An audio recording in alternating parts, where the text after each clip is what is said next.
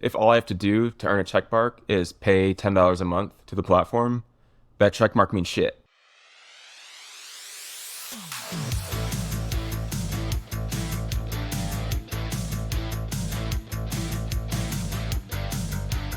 When you know what you're truly passionate about, then the problems you care about solving, even if they're in different industries, all stem from the same place. That's true for Manuel. Whether it's a business for remote work or pizza picnics, he strives to create opportunities and memorable experiences for people. Now with Mosaic, he wants to connect learners directly with trusted and verified experts in a community much like a college campus. Let's learn more about this knowledge exchange network. I'm Manuel. I'm building Mosaic, and Mosaic is a knowledge exchange network, or a distributed network of people, organizations, and experts where knowledge can flow between them. And I had a ton of ideas, like too many ideas to remember. So one of my many business ventures, especially during the pandemic, it was Chicago pizza picnics. So I would sell these pizza picnics in the park. There was a lot of small ones. I would help my friend. She had a bakery. And so I was helping her kind of get her bakery off the ground. But the first one that I was actually really convinced that it could be a thing was called Keys, which is terrible name. But what it was is a marketplace for nomads. This was really big when remote work was massive. This is something that I can be passionate about. So there's two main things that I really love doing. And one is creating opportunities for other people and creating memorable experiences. So all of my business ideas or anything that I want to do for the rest of my life, it always revolves around one of those two things. And creating opportunities for people, at the time I was the best way to do that is serve these nomad remote workers who want to get the most out of their life through experiencing the world, and I want to allow them to do that. So I created a marketplace that connected nomads with jobs wherever they were around the world. So it was kind of if they had an itinerary and they wanted to go from France to Spain to Portugal, they would use my site and I would connect them so they would have a job at every stop of the way. So it wasn't super successful, but I still learned a lot. It ended up being a lot of legal hassle and maybe just at the time a little bit too much for me to chew at that point in time. But I was probably working on that from start to finish for maybe 6-7 months. So I was lucky with my job to be able to work remote for part of it. I would spend half the day on EU time working on what I was actually supposed to do for my day job. And then the other time was visiting hotels and visiting restaurants, trying to get businesses onto this network. And then even when I got back, I'd be waking up at 3 a.m. before I would have to go to work to call the same types of businesses to try and get some people on this network, on this marketplace to connect travelers with jobs. I wasn't ready to quit my day job yet. I was doing it, but as I started to actually make traction, I wouldn't have been able to handle both. And I don't know if I was just too scared to quit the job, and maybe I could have made it work. But for whatever reason, I just kind of convinced myself that I wasn't able to quit my job and wasn't able to dedicate all the time necessary to be able to do this. And now that I know a little bit more about crypto, I feel like this could still work really well, because a lot of the legal hassles were around work permits and the exchange of money across different countries and where you were a citizen versus where you were doing the work. And I feel like maybe crypto could kind of play a role in this kind of universal money kind of use case. I still think it's a great idea. I still think there's room for it. If anyone is listening to this and wants to run with that, I can share some notes. Yeah, so I was planning on quitting my business analyst job, and they made the decision to make everyone come to the office, and they gave people an ultimatum. It's either you come into the office or we'll give you a severance package and you can leave. And I was like, awesome. I was already planning on leaving, and now you're going to pay me a significant amount of money to do so. So I was like, thank God I waited, because I think the severance package was between a third and a half of your salary. So it was very significant. And that actually allowed me to explore different opportunities and actually take a real go at being an entrepreneur. I left then, but then I actually went into hospitality because, as I mentioned before, two things that really are passionate for me are creating opportunities and creating memorable experiences. So I had tried the creating opportunities through travel and connecting people with work. And I was like, okay, now I'm going to do like on the flip side and create memorable experiences. So I went into hospitality. My plan was to do events. I was in Chicago at that point and worked for one of the really well-known restaurant groups. And then the pandemic hit like literally 2 weeks after I got that job. So that kind of like crushed my dreams. But again, another blessing, because then I was like, okay, now I have all this time with the pandemic. I'm not going back to getting a job. Then I was like, okay, I'm never going to get a 9-to-5 job. And I haven't since then. Since then, I'm like all in with Mosaic, which is what I'm working on now. Quit my business analyst job, went into hospitality, kind of like was laid off by the world with COVID. And then now here I am working on Mosaic. I think a lot of it was just wanting to own my own time. I just wanted to be in control of my schedule. I want to be in control of my own day, like in control of my destiny. And I felt like when I'm working for other people, I just wasn't able to do that. Like I'm working on their own dreams. I have dreams of my own that like I have to like wait till the end of the day of working for them and achieving their goals for them. It just never really left me feeling good at the end of the day or fulfilled. And then also a lot of these other companies that I was working for, I was never really passionate about what we were doing. I was responsible for building like pretty high touch, high visible products within a retirement account. And that was awesome. Like it got me a lot of visibility with like senior management. Like I think I did pretty well. I like made all of my bonuses and everything, but I was just never really fulfilled. Like I wasn't passionate about retirement. I think I was like 23 or 24, like working at a retirement company. So that's when I started to like really, really dive in and commit to the world of entrepreneurship. I've worked in a lot of different industries. I've always been entrepreneurial, so I've always had a bunch of ideas and trying to like get things off the ground in a wide range of industries, whether that's hospitality or the travel, or I was looking at like fashion at one point. So a lot of different industries, and I'm always new to these industries, and I'm trying to research and do a lot of self-learning, trying to understand how not only the industry works, but like where the opportunity is, and also just kind of validate some of my ideas, like speak to people. And it's always been a really hard time to find the people that I can trust or get information that I can trust, because like right now the options are like Twitter or forums or Quora or just like Googling and like looking at blog posts, but you never really know who to trust. And that was really frustrating for me because I'm the person that wants like all of the answers in front of them. And I want to be confident that that information is accurate, so then I can make the best decision and move forward. And I felt like I was never having that piece of the data. I was never confident that the information I was receiving was that I could actually trust. So that was kind of like the idea of what I'm now calling Mosaic, of building a place where it's really easy for the learner to be connected with trusted experts, that when they're receiving information, they can be confident that the information that they're receiving is accurate, coming from a trusted place, and they have the right context to be able to decide, okay, is this something that I want to commit to and make my next move based on, or if I want to continue doing my research. I definitely think that crypto and just like Web3 in general, the principles that we live on and the values and like the Web3 ethos, as well as the technology, allows us to create really interesting solutions to old businesses and like old problems. And I think a Quora type or like a question and answer, like the reason why someone would create that, doing that in a Web3 world with blockchain technology and verifiable credentials, makes that a lot more of a like compelling business. As far as what is like the truth, right?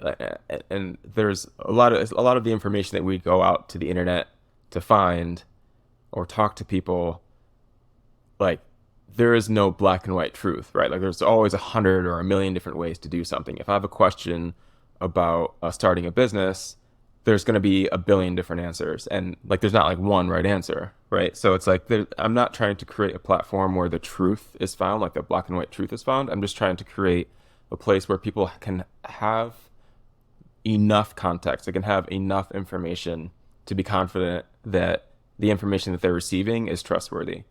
And that is done by like creating a collection of different sources, like credentials from a collection of different sources, basically just like aggregating as much information about a person that allows me to be like, okay, like you actually know what you're talking about. Like I have a question about tokenizing and security, and I know that you have X, Y, and Z, both on paper, but then also kind of like validated from the community. Now I can like, okay, now I can trust you. Now we can have a conversation, and I'm going to actually believe what you say over me just going to Quora and seeing it written down that this person, I don't know, did X, Y, and Z, but it's like a text field on their profile that they manually input. I'm not going to trust that person as much. But if I have both the social proof and I have like the non-fungible kind of track record that is your on-chain credentials, and I could trust like the source of that, like whatever system like put that on the blockchain, or if all I have to do to earn a check mark is pay $10 a month to the platform, that check mark means shit.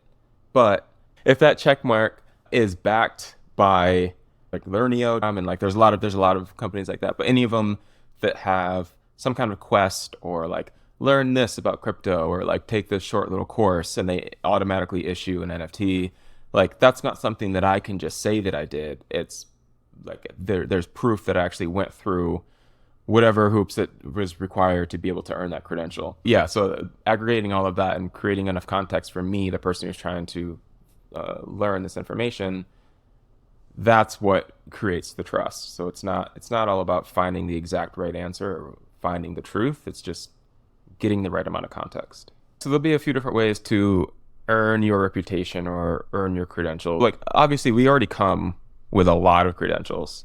So you have a degree, you probably put in a shit ton of work, and you should be recognized for that. So it's not like you're starting from scratch. So anything that you already come with, you'll be able to bring into Mosaic. I mean, obviously a lot of that will kind of have to do with like different partnerships and like access to certain information. So you can come to Mosaic with the credentials that you've already earned in your life. So it's kind of like your base. That represents like your foundation on Mosaic, like your foundation of believability when you're sharing information. But after that, through your activities on the platform and through the interactions between you and the rest of the community, that's like another really powerful indicator of your expertise. So you answer a question, 100 people upvote it, then that is like also a really powerful signal on top of what you already came with. That's not just like book smart, but it's like you've exemplified your expertise, and that has been kind of like corroborated by the rest of the community until you like become like this like overall expert. And like with that, back to that check mark, like in order to earn that check mark, I had to be validated by this many people or like answer this many questions or whatever. And that part isn't necessarily new. That kind of environment or that space is available on things like Stack Overflow or Quora, but the difference is by only having that attached to your profile when it's earned instead of manually putting it in, and then having it on chain so that you can't fake it. Again, like as a learner, I'm going to trust that information that you're sharing much more. Another big thing with building in a Web3 kind of way is like the incentives and disincentives. So there's going to be a lot of incentives, a lot of different roles that kind of come with other incentives. So like my goal, kind of like my vision, is to create a whole like economy based on knowledge, where like essentially knowledge is currency. And I think there's a lot of different ways that can be realized, and I'm just kind of like working through the best way to do that. And there's professional incentives like that come with that reputation, like that you can use, in the real world, like are just off platform. There's a lot of companies, and they're doing it right now to some extent, but they won't hire like full-time employees. It's kind of like just like the dawn of the freelancer, where it's just like big companies will just hire based on one task, and that's it. We have, it's like basically like bounties. So it's like we have this that we want to do, and we'll hire someone just for that, and then like 6 months later that task is done, and then you move on to the next and move on to the next.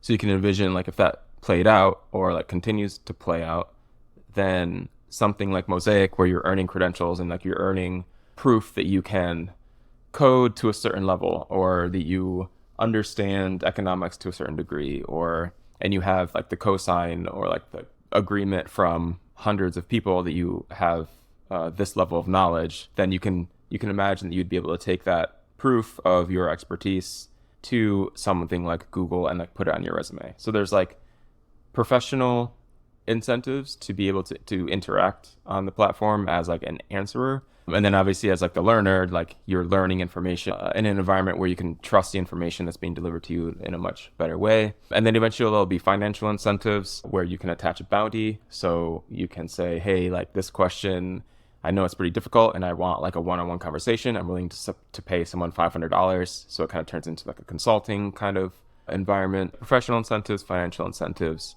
will kind of like be the two keys to kind of like create this ongoing system. So like AI is like obviously like a major competitor to use. It's just like anyone can go to ChatGPT. Like I use ChatGPT all day, every day, and I learn a lot from ChatGPT.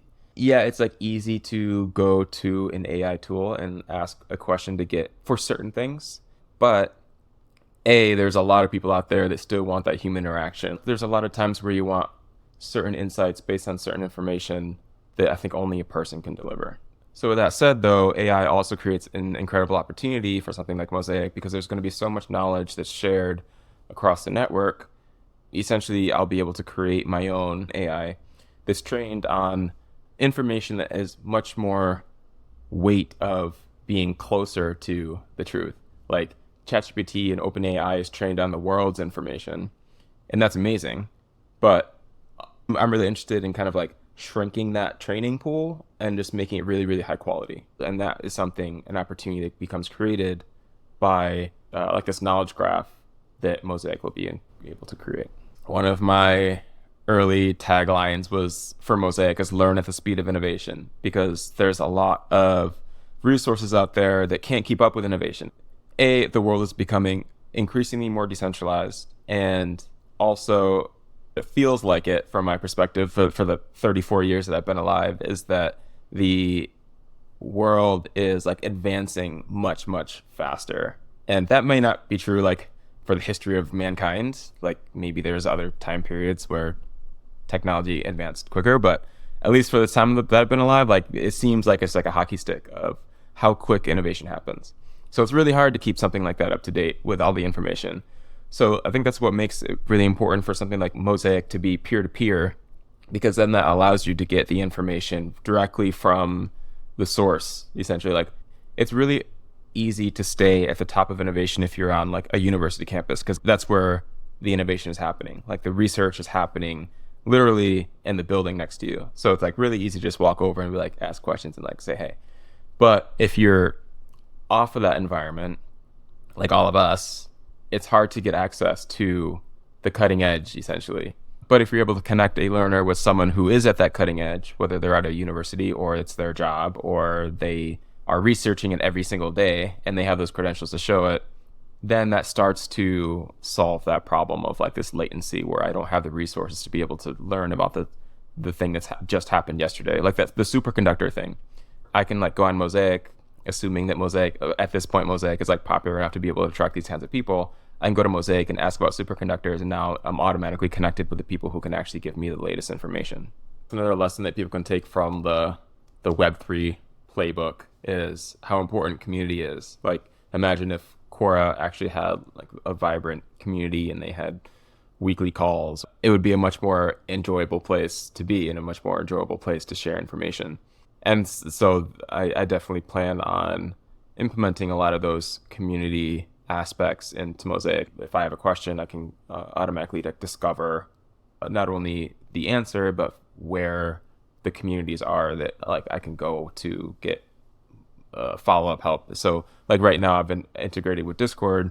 So if I ask a question either on like the Mosaic Discord or on mosaicnetwork.co, it automatically gets routed to all of the relevant experts. They answer the question on their platform, and then it comes back to wherever I asked it. So right now we kind of live on Discord. I think using different tools that are like like I said, like the Web3 playbook, such as Discord, prioritizing community, prioritizing different ways to get your community as well as other communities engaged. Community, it's like cliche, I guess, like community, but it's also really powerful. So it's important to take advantage of. Basically like go where your audience is. And my focus is crypto and Web3. It just makes sense. And like AI would be like the next one. Just whatever topic that's A, complicated to understand, but B, has an incredible opportunity where if you learn and you can understand it, you can build something that's really powerful and potentially be really successful. So there's going to be a lot of questions trying to figure out how this stuff works. So if you want to build something in it or just want to participate in this new decentralized world, the knowledge gap is huge. So that's where I'm starting. And then everyone who lives in this decentralized world or wants to participate, they like live on Discord. So that's been my focus so far. That's why Discord has been my first integration. There's a few communities that have come on board as like launch partners.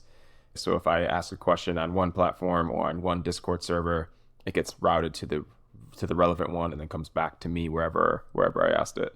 And then that network would just continue to grow. Like first was to bring experts on or get like a handful of communities. And then now my job is to like basically turn these, I see them as kind of like subscribers. Like they've clicked like, cool, like this is a cool thing. Like I'll opt into this, but I'm not necessarily engaging with it yet. So now I need to like turn these people into engaged users and asking questions and answering questions. So that's my focus right now. Like anything else, you're competing with attention within the servers that have like opted in to like participate in this Mosaic network. So across all servers, there's I think like 200,000 server members. And so like you're competing with a lot of like their day job, competing with other things that they're in the server for. And also it's kind of a new behavior. If it's a default protocol and you're having issues like signing in or transferring something, you can go to their support channel in Discord and ask a question. But this is a little bit different. So it's kind of like a behavior change to get people aware that this is a new feature that they can do. Like you can now, instead of just asking a question about the specific community you're in, you can ask a question about all of Web3 and all of crypto and be directed to the right subject matter expert that can give you the answer. So it's kind of like a behavior shift for why someone would go to Discord. So that's tough. And then just like I said, like getting people to just like pay attention because like you're competing with a million different things to this. That's just like line of an early product. So just got to put time into it.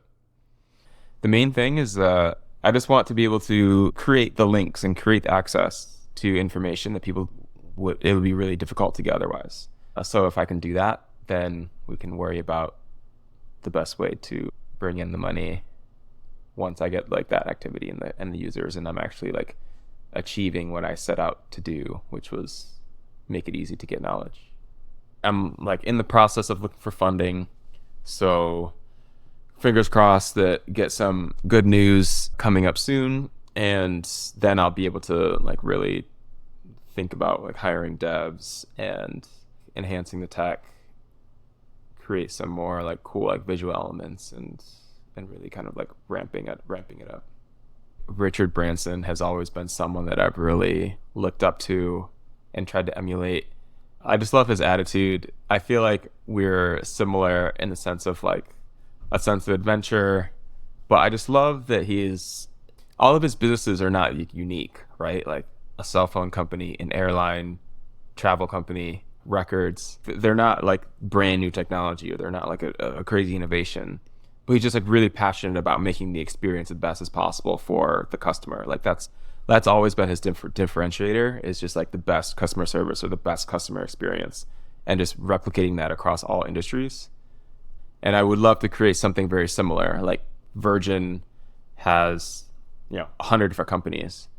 I would love Mosaic to be something like that, where every single company or every single product we put out always has to do with just getting people information or giving people resources or helping people learn or helping someone get from A to B and beyond. And there's a lot of different products and a lot of different ways to do that.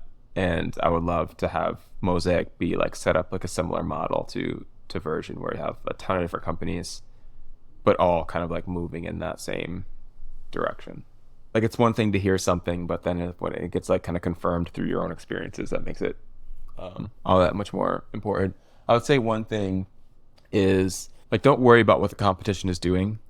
Like, sure, be aware of your competitors, understand where the opportunity is, but then like that's it, kind of. And this is kind of aligned with Richard Branson's thinking too, where he didn't really care what the other airlines were doing, and he always thought that was an advantage of his, because so much of the airline industry is like caught up in tradition and they're doing things really, really in an old way. And he was just like, well, I just want to create an experience that's good for the customers. And it's like, fuck what everyone else is doing because I want to do it this way. And he saw that as a way to kind of like free up his mind and free up the opportunities that are available to him because he wasn't pigeonholing himself or he wasn't like restricting himself based on how everyone else is doing things. So I'd say like don't worry about what your competition is doing for that reason, but then also like don't worry about it because it may look like a business has it like really well put together, or it's like, man, this solution is like so much better than what mine is right now. And like I promise you 9 times out of 10 their solution is like not that good. Like it's not that advanced. It's probably like 9 other things built on top of something else that is just kind of like held together by different pieces of tape, and they just put like a cool UX wrapper around it. Like when you learn about, especially in crypto, like when you learn about some of these big companies that seem like they're pulling a ton of money or they're just like super successful, like they're not that special. Like they're not even like the solution that they've implemented is not that unique. Don't like lose sleep over that. Just continue working on what you want to do, continue working on your solution. Don't lose sleep. That's where like the thing with what's it called, imposter syndrome. Then it's like I'm playing in this world where all these other people are so much better than me. They're so much smarter. Their products are so much better, but they're really not. Some like, advice that I did hear that is very much related to this is that if you look at anyone like Mark Zuckerberg or Jeff Bezos or like literally like anyone that you see on TV that seems like they're like extremely successful, they're no smarter than you. Like everyone who's been able to do something significant, there's always outliers. Like people are like born geniuses, like, you know, good for them. But the majority of entrepreneurs, the majority of people, successful people, they're no smarter than you or me or anyone else. They just have more experience. Like they started early, and that experience kind of like translates into intelligence for that specific thing that they're doing because they've been doing it for 20, 30, 40 years. Like Mark Cuban is super successful because he's been investing in companies and building companies for a very long time. I guess that's another piece of advice. So like one, don't worry about other people are doing. Also start early as possible so then you can build up that experience, and then people will look at you like you have your shit together, even though you really don't. But yeah, start as early as possible. With the rise of B2B creators, could this be the future of domain expertise, combining your social graph with your knowledge graph and receiving verified credentials? Got a question? Follow Mosaic on Twitter or Warpcast. Go check out their website at mosaicnetwork.co or jump into their Discord.